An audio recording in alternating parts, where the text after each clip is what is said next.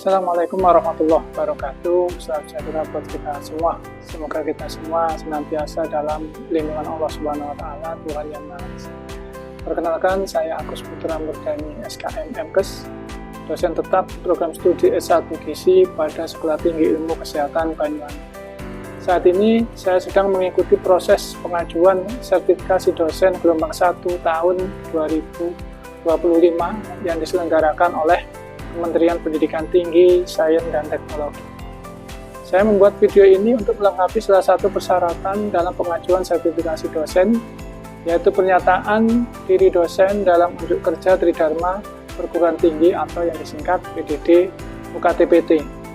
Pada kesempatan ini, saya akan memaparkan salah satu mata kuliah yang saya ampuh, yaitu mata kuliah Epidemiologi Gizi dengan kode DZTN17 yang termasuk dalam rumpun mata kuliah epidemiologi dan metodologi ilmu gizi masyarakat. Mata kuliah ini adalah mata kuliah wajib yang diajarkan pada semester ganjil, yang lebih tepatnya diajarkan di semester 3 dengan bobot 3 SKS dengan pembagian 2 SKS teori dan 1 SKS praktikum. Adapun kemampuan yang diharapkan atau capaian pembelajaran mata kuliah epidemiologi gizi diantaranya CPMK 1, mahasiswa mampu menjelaskan konsep dasar dan penerapan epidemiologi dalam masalah gizi. CPMK kedua, mahasiswa mampu menghitung dan menginterpretasikan ukuran frekuensi dan asosiasi penyakit. CPMK 3, mahasiswa mampu merancang desain studi epidemiologi, baik desain studi deskriptif, analitik, maupun eksperimental secara sederhana. Kemudian CPMK keempat, mahasiswa mampu mengkaji data surveillance dan screening gizi untuk keperluan analisis gizi. Dan yang terakhir CPMK 5, mahasiswa mampu menyampaikan hasil kajian epidemiologi secara ilmiah dan etis. Adapun deskripsi mata kuliah. Mata kuliah ini membahas prinsip dasar dan penerapan ilmu epidemiologi dalam konteks gizi masyarakat. Pembelajaran diawali dengan pemahaman tentang konsep dasar timbulnya penyakit, termasuk interaksi antara host, agent, dan environment, serta dilanjutkan dengan riwayat alamiah penyakit gizi untuk memahami perjalanan penyakit tanpa intervensi. Selanjutnya, mahasiswa akan pelajari ukuran frekuensi penyakit seperti prevalensi dan insidensi untuk mengukur distribusi masalah gizi, serta menganalisis pola penyakit dan situasi kesehatan berdasarkan waktu, tempat, dan kelompok populasi. Selanjutnya, mahasiswa dikenalkan juga pada peran epidemiologi dalam pencegahan, sistem surveillance, dan screening sebagai upaya deteksi dini serta pemantauan masalah gizi. Di bagian akhir, mahasiswa akan mendalami berbagai desain studi epidemiologi, mulai dari studi deskriptif, cross-seksional, kasus kontrol, kohort, hingga eksperimen yang digunakan untuk memahami hubungan sebab akibat dan mengevaluasi efektivitas intervensi gizi.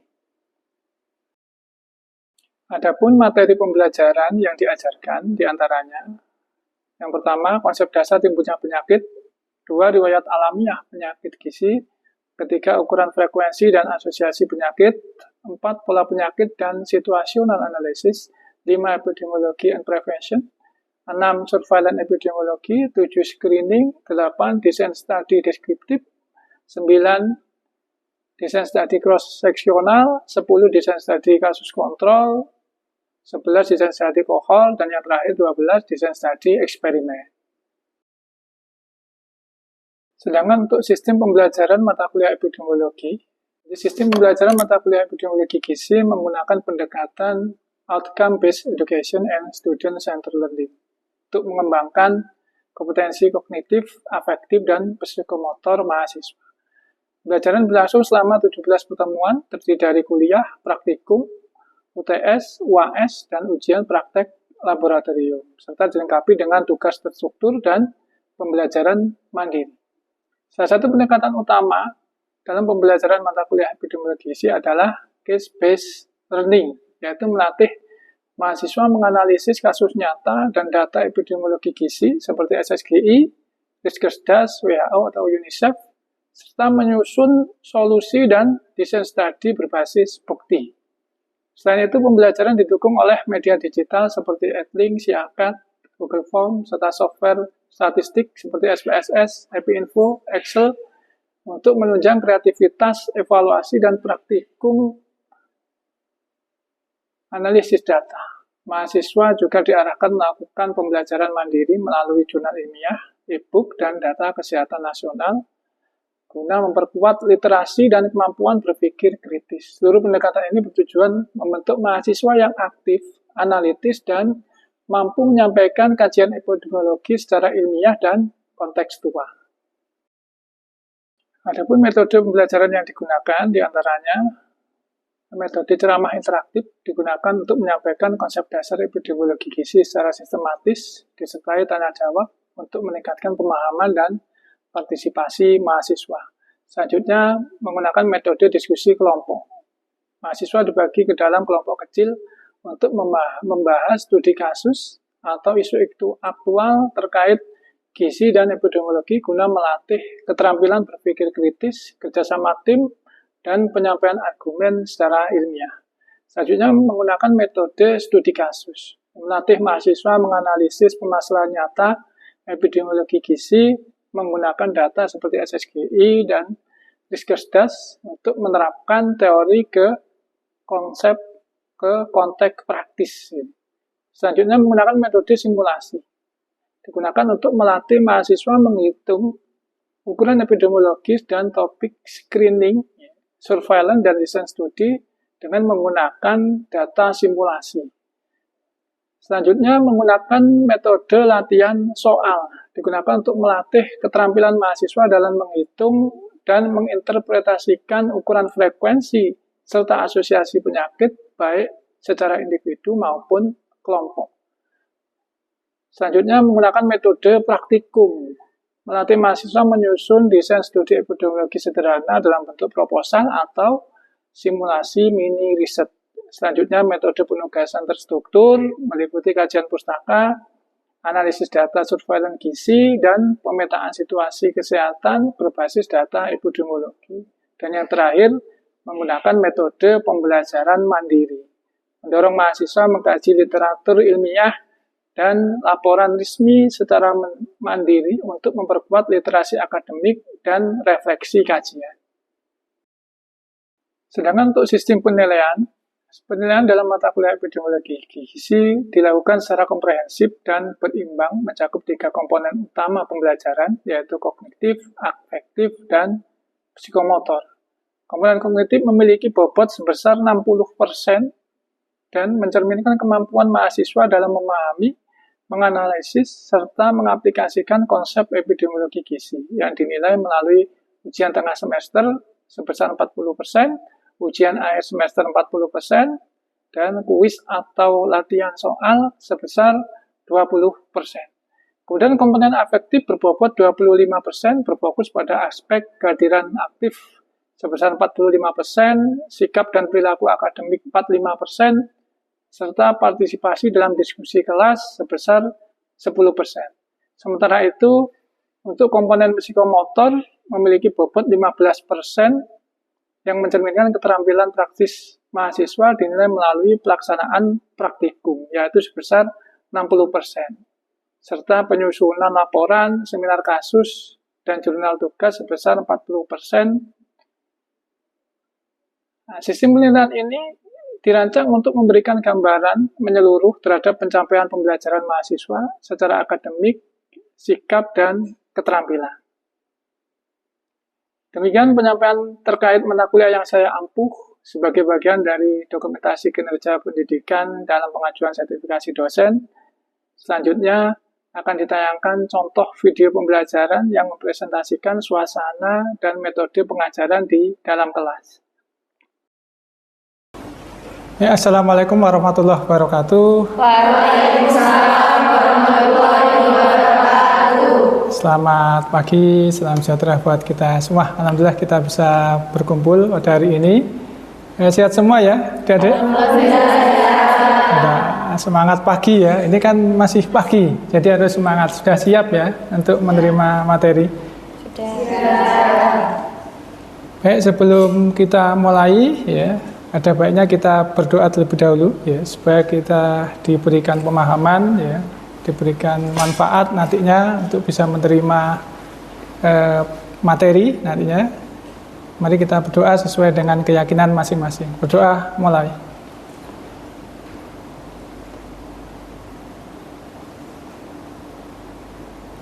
Selesai. Sebelum kita mulai, silakan adik-adik mengisi presensi yang ada di si akad ya.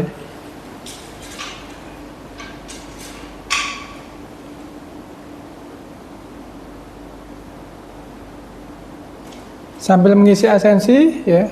Jadi saya informasikan bahwa materi untuk hari ini sudah saya share di si akad ya. Adik-adik bisa mengakses di si akad Stikes Banyuwangi ya.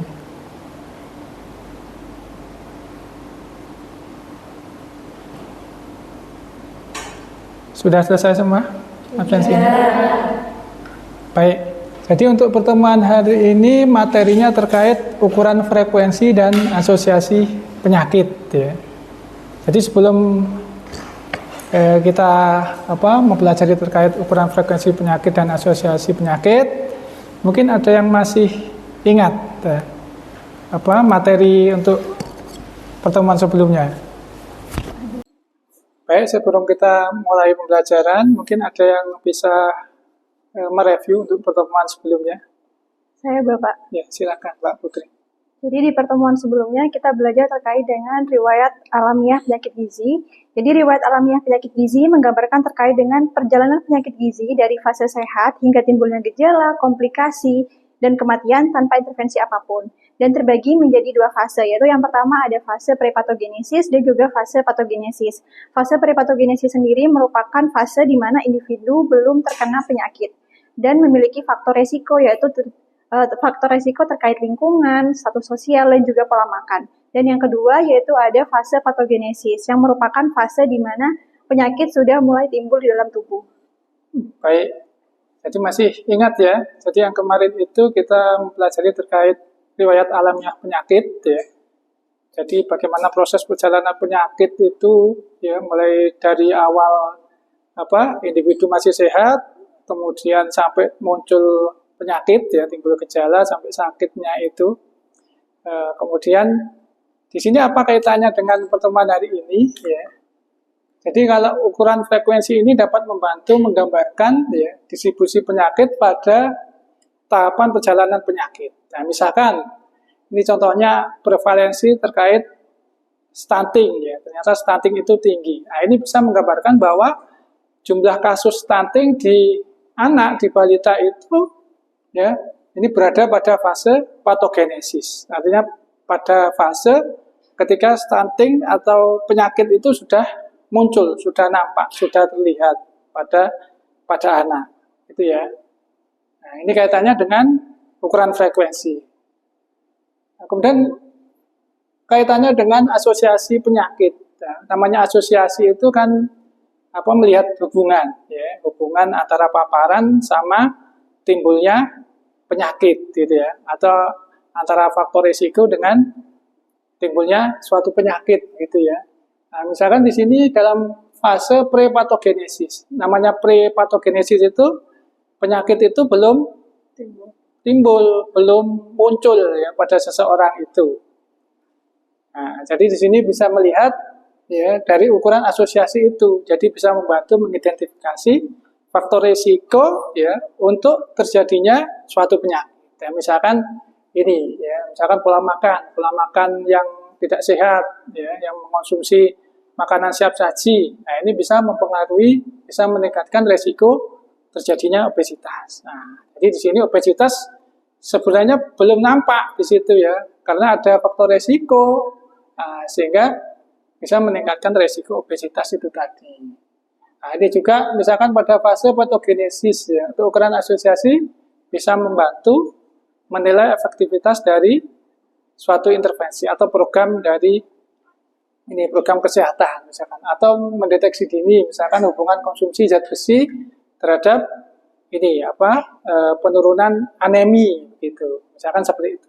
Jadi memang kaitannya sangat erat sekali ya. Jadi antara ukuran frekuensi penyakit, asosiasi penyakit, sama riwayat alamiah penyakit. Nah, dan ketiganya itu biasanya ini ya, jadi dipergunakan untuk merencanakan suatu program gitu ya, intervensi program ya, mengevaluasi program gizi gitu, atau mengambil kebijakan ya, mengambil suatu kebijakan biasanya didasarkan atas ini riwayat alamiah penyakit, ukuran frekuensi, sama asosiasi penyakit. Biasanya seperti itu. Nah, ini terkait populasi at risk, karena nanti pembaginya adalah ini populasi yang beresiko ya. Ini contohnya misalkan ya. Jadi yang dikatakan populasi yang beresiko adalah populasi yang bisa mengalami penyakit tersebut ya. Misalkan ini contohnya ya, untuk lebih memudahkan memahami, populasi at risk untuk kanker serviks ya. Kanker serviks itu kan hanya yang mengalami wanita, perempuan, laki-laki kan tidak mungkin. Nah, berarti populasinya nanti adalah wanita. Nah, tapi wanita untuk kelompok umur yang berapa? Nah, biasanya yang berisiko untuk mengalami kanker serviks antara umur 25 sampai 69 tahun. Ya. Berarti nanti denominator atau pembaginya adalah ini ya. Jadi wanita atau perempuan berumur 25 sampai 69 tahun. Jadi kalau misalkan mau melihat ini angka prevalensi ini kejadian kanker serviks ya, berarti populasi resiko at risk-nya, populasi yang beresiko adalah wanita yang berumur 25 sampai 69 tahun. Itu ya. Nah, syaratnya ya, ini syarat digolongkan beresiko, populasinya itu beresiko, jadi tidak sedang atau telah terjangkit penyakit yang diteliti. Artinya itu sehat ya. Jadi sebelumnya tidak mengalami penyakit tersebut ya. Jadi benar-benar sehat ya. Jadi tidak sedang, telah atau telah terjangkit penyakit. Kemudian tidak imun terhadap penyakit yang diteliti. Misalkan kita mau meneliti penyakit campak gitu ya. Nah, orang yang sudah diimunisasi campak ini berarti tidak masuk populasi resiko karena memang sudah punya imunitas kekebalan untuk penyakit campak gitu ya. Karena sudah mendapatkan imunisasi campak sebelumnya gitu. Berarti tidak masuk populasi yang beresiko ya. Contohnya berarti tidak imun terhadap penyakit yang diteliti ya. Artinya punya kekebalan, punya imunitas terhadap penyakit yang diamati gitu ya. Nah, kemudian yang berikutnya attack rate. Ya, attack rate angka kejadian serangan yang terjadi di antara orang yang berisiko terkena serangan tersebut. Jadi berapa yang mengalami serangan pada populasi yang berisiko. Misalkan ada tasakuran misalkan ya, yang diundang 100 orang misalkan. Jadi 100 orang itu kemudian makan bersama. Nah, kemudian setelah makan ada yang keracunan misalkan, jatuh sakit, misalkan ada 20 orang. Nah, itu dinamakan attack rate. Jadi 20 orang itu adalah ini ya, serangan yang terjadi di antara orang yang beresiko. Jadi yang orang beresikonya itu yang makan bersama 100 orang, kemudian jatuh sakit 20 misalkan. Nah, berarti itu masuk attack rate, begitu ya. Nah, ini untuk contoh kasus secondary attack rate, begitu ya. Nah, ini misalkan di suatu rumah ya, jadi seorang anak gitu ya, kasus indeks. Jadi anak ini mengalami campak ya, menderita campak. Nah, kemudian di dalam suatu rumah ya, ada 8 anggota keluarga lainnya. Jadi total ada 9 orang. Jadi anak yang sakit itu sama 8, sama keluarganya. Keluarganya ada 8 anggota keluarga, begitu ya. Kemudian setelah 2 minggu, ya, 2 minggu berjalan, ya, karena ini pada masa inkubasi, begitu ya, inkubasi penyakit, begitu ya. Jadi masih bisa menularkan suatu penyakit ya.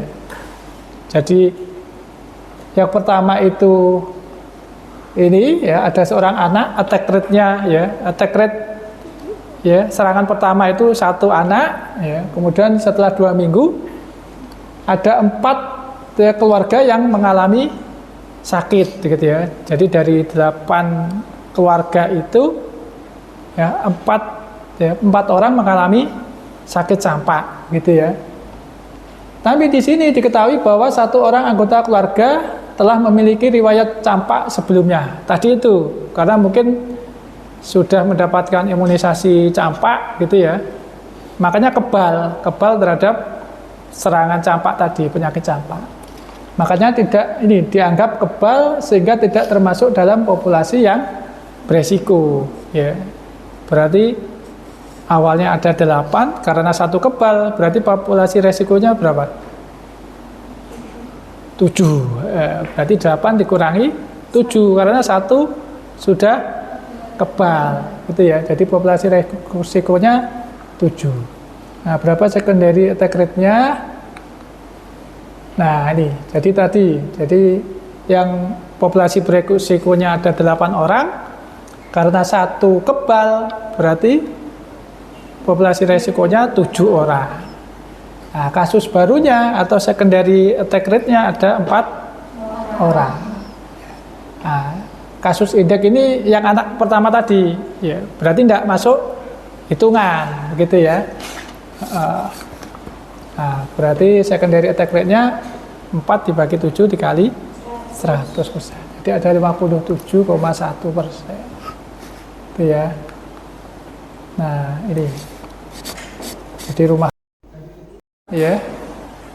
Ini anggota keluarga yang beresiko sekitar 57,1% akan tertular campak begitu pada periode inkubasi penyakit. Nah, kemudian untuk ukuran asosiasi penyakit begitu ya. Nih, jadi ukuran asosiasi alat dalam epidemiologi yang digunakan untuk mengetahui hubungan ya atau asosiasi antara paparan dengan terjadinya suatu penyakit. Jadi memang namanya asosiasi itu kan melihat ya hubungannya bagaimana paparan ini, faktor resiko ini bisa menyebabkan atau ini berperan dalam terjadinya suatu penyakit, begitu ya. Nah, jadi ini diantaranya ada nih risk ratio gitu ya. Ini salah satu ukuran asosiasi penyakit begitu ya. Yang biasanya dipergunakan untuk mengetahui seberapa besar ya resiko penyakit itu. Apakah mengalami peningkatan, penurunan. Ya, biasanya dibandingkan ya antara kelompok yang tetap terpapar resiko dibandingkan dengan kelompok yang ini tidak terpapar faktor resiko gitu ya. Jadi membandingkan antara kelompok yang terpapar sama yang tidak terpapar, gitu ya. Jadi untuk rumusnya, jadi insiden pada kelompok terpapar dibagi insiden pada kelompok tidak terpapar. Itu ya, jelas ya. Nah, ini sekarang adik-adik coba latihan sokal mengerjakan ya terkait kasus ya. Jadi misalkan ini ada keluarga A ya, jadi ini jumlahnya ada 10 orang keluarga A. Nah, ini juga ada keterangannya begitu ya.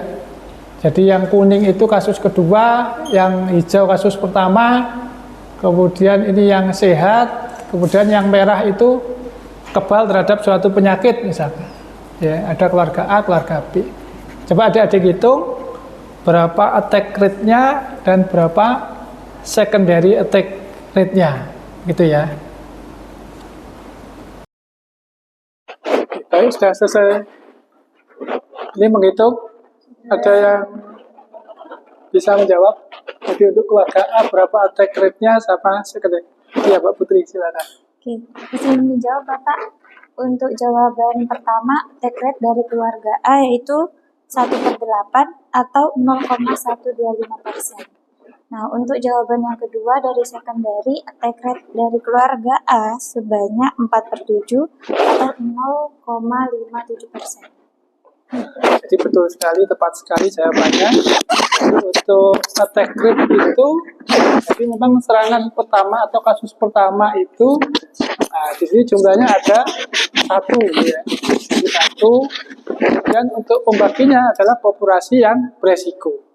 Jadi populasi beresikonya ini sebenarnya ada 10 anggota keluarga, karena yang kebal ada 2, ya, yang merah ini kebal ada 2, berarti 10 dikurangi 2. Jadi untuk denominatornya atau populasi resikonya 8. Jadi attack rate-nya 1 dibagi 8. Jadi 0,125. Kemudian untuk secondary attack rate, ya, jadi melihatnya di kasus yang kedua. Jadi untuk kasus kedua di keluarga A itu ada 4, ya. Kemudian populasi resikonya karena di serangan pertama itu ada 1, ya. Kemudian kebal itu ada 2 orang, berarti 10 orang dikurangi 3, begitu ya. Jadi untuk secondary attack rate-nya 4/7, gitu ya. Jelas ya, paham ya? Baik, saya kira itu untuk pertemuan hari ini ya. Mungkin sebelum saya akhiri, ada yang bisa menyimpulkan untuk materi hari ini? Saya, Bapak. Silakan, Mbak Dwi. Dari materi hari ini tuh dapat disimpulkan yang pertama itu ukuran frekuensi penyakit seperti insiden, prevalence, attack rate, dan secondary attack rate memberikan gambaran seberapa sering penyakit terjadi dalam populasi tertentu pada waktu tertentu. Yang kedua yaitu ukuran asosiasi penyakit seperti risk ratio, odds ratio, dan attributable risk digunakan untuk mengetahui hubungan antara paparan dengan kejadian penyakit. Baik, betul sekali ya. Jadi kesimpulannya cukup bagus. Karena memang ukuran frekuensi penyakit itu dijadikan dasar acuan untuk membuat suatu program, gitu ya, yaitu intervensi untuk mengatasi masalah, gitu ya. Jadi berapa jumlah yang sakit, begitu ya, jumlah yang mengalami kematian. Nah, ini bisa dijadikan dasar untuk mengambil kebijakan, gitu, untuk melakukan suatu intervensi di masyarakat, begitu. Kemudian untuk asosiasi penyakit, kita bisa melihat hubungan, begitu ya. Kita bisa mencari faktor resiko kenapa penyakit ini terjadi, ya, atau melihat hubungan antara paparan sama terjadinya suatu penyakit. Ya. Baik, saya kira itu ya untuk pertemuan hari ini. Tidak terlalu banyak, ya. Alhamdulillah sudah paham semua, ya. Supaya lebih bermanfaat di pertemuan hari ini, mari kita tutup dengan berdoa, gitu ya. Berdoa dimulai.